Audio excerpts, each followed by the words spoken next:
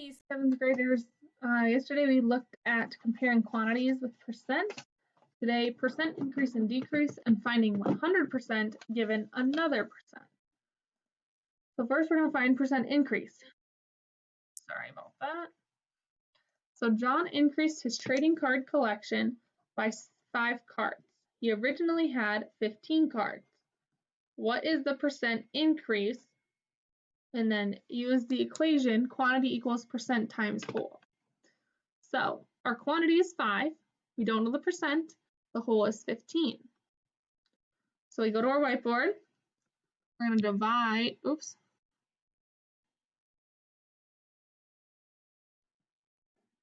just a sec here. Sorry, we're going to multiply 1 over 15 times 1 over 15. So you get 5 over 15, which is 1 over 3, which is percentage-wise 33 1/3%. So is it collection increased by 33 1/3%?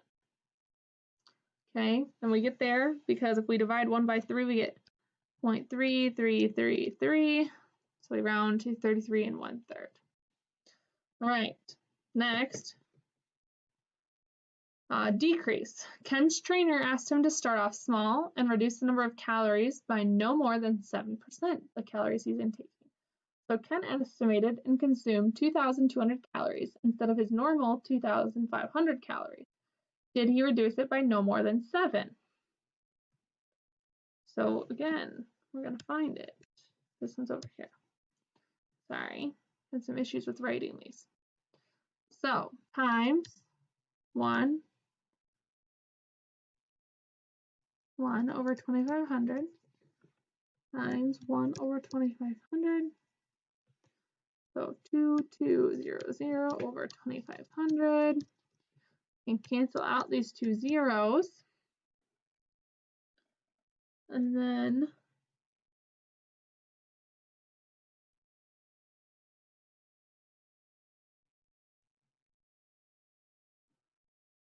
if we divide out 22 by 25, we get 0.88, which translates to 88%. So that's how much the 2,200 is. So if we subtract 100 by 88, we're going to get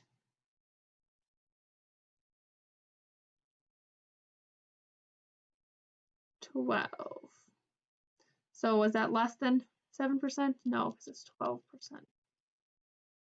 Okay, so the other way to do this is to figure out the straight number would be,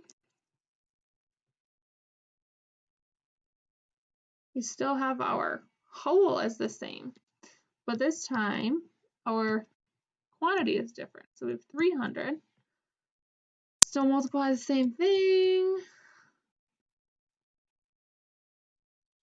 but now we have 300 over 25,000. Again, cross out the zeros. 3 over 25. We divide that out. Then we get 12.12, which is 12%. So 2 different ways to do that one. Okay. All right, next problem. Finding the original amount given a percent increase or decrease. So this should be the population of cats in a rural neighborhood has declined in the past year by roughly 30%. Residents hypothesize that this is due to wild coyotes preying on the cats. The current cat population in the neighborhood is estimated to be 12. So approximately how many cats were there originally? So 100% minus 30% is 70%. So 70% of the cats remain. So 12 is 70%. Okay. So we can set this up as 12 is the partial, 0.7 is the percentage, times our original number. Okay. So we're going to do that. Divide by 0.7.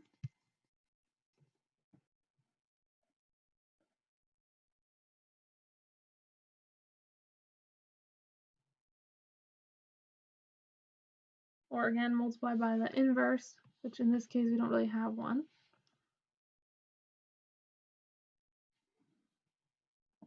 So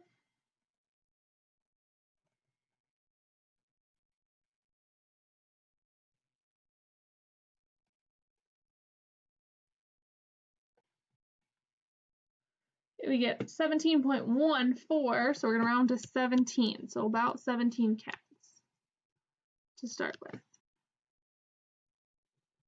right? So the other way you could have done this is 12 equals 7/10 W, then multiply by 10 over 7. Oops, it doesn't want me to write that. Okay. Next problem, last problem, I believe. 2-point problem, sorry. So finding 100% given another percent. There's two ways to do this. The first is a modified double number line, and the second is mental math. So first one, we have Bob's Tire Outlet sold a record number of tires last month. One salesman sold 165 tires, which was 60% of the tires sold last month. So what was the record number of tires sold? Over here we go. So we have a little diagram. So double number line is 0. This whole thing is 165, so we don't know what each one means. But he did 60%. So what we're going to do, take 165 divided by 3, because we have 20, 40, 60. And we get 55. Then we're going to multiply that times 5 to get our full number of tires sold.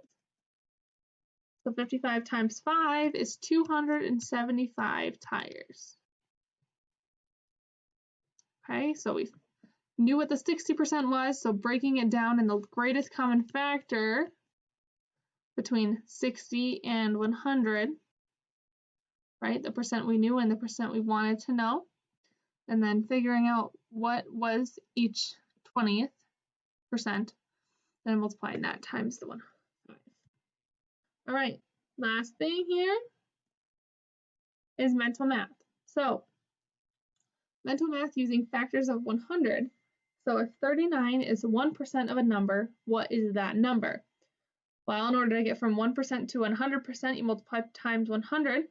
So 39 times 100 is going to be 3,900. Right? So that's it for today. Complete the Edmodo questions for lessons 4 and 5. There is an extra help video on Edmodo with this post if you need it.